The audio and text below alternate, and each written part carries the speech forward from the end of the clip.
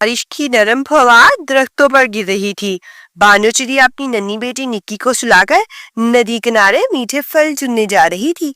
सो जा, सो जा, सो जा मेरी परियों की रानी, सो जा, सो जा, निक्की बोली। अम्मी, बारिश हो रही है, आप कहाँ जा रही हैं? बस थोड़े से शहद जैसे मीठी बेरियां लेने जा रही हूँ। बेटा तुम आराम करो, मैं जल्दी आती हूँ। बानो नदी किनारे पहुंची तो उसे फलों के बीच एक हल्की सी रोशनी दिखाई दी। जब वो करीब गई तो एक खूबसूरत परी जख्मी हालत में जमीन पर पड़ी थी।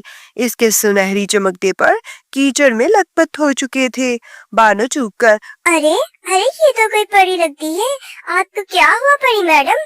परी कमजोर आवाज में बोली, मुझे दो काले परिंदे, एक कौवा और एक कवि आसमान से नीचे खेल कर ले आए।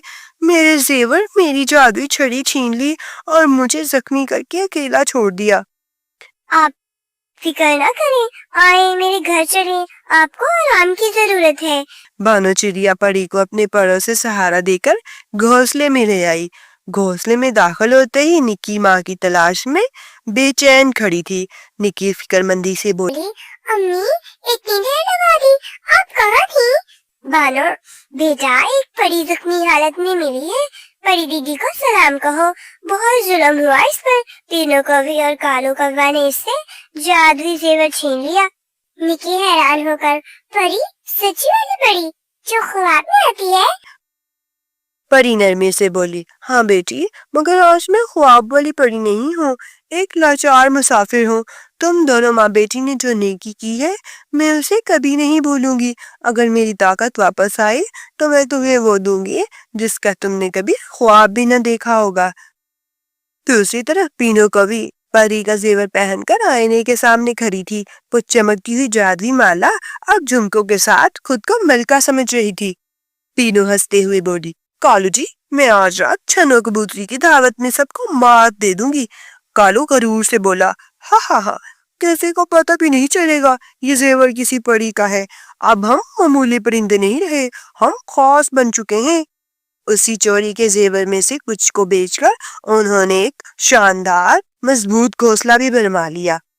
एक दिन आसमान स्याह बादलों से छा गया। बादल गरजने लगे और जंगल में शदीद तूफान आया। कई परिंदों के घर उखड़ गए, दरख्त झुकने लगे। बानो चिड़िया और निक्की बारिश में भीगती हुई अपने टूटे हुए घोंसले से निकली और कालू के नए महलनुमा घोंसले के दरवाजे पर पहुंची। बानो, तीनों बहन, बारिश ने सब कुछ बर्बाद कर दिया, थोड़ी देर में हमें पनाह दे दो।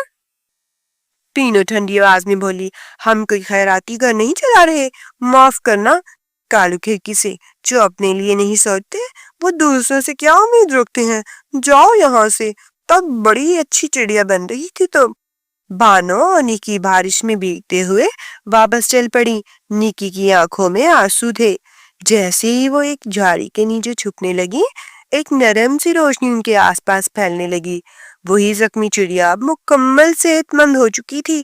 सुनहरी लिबास और परों में चमक लिए बानो के सामने आकर खड़ी हो गई।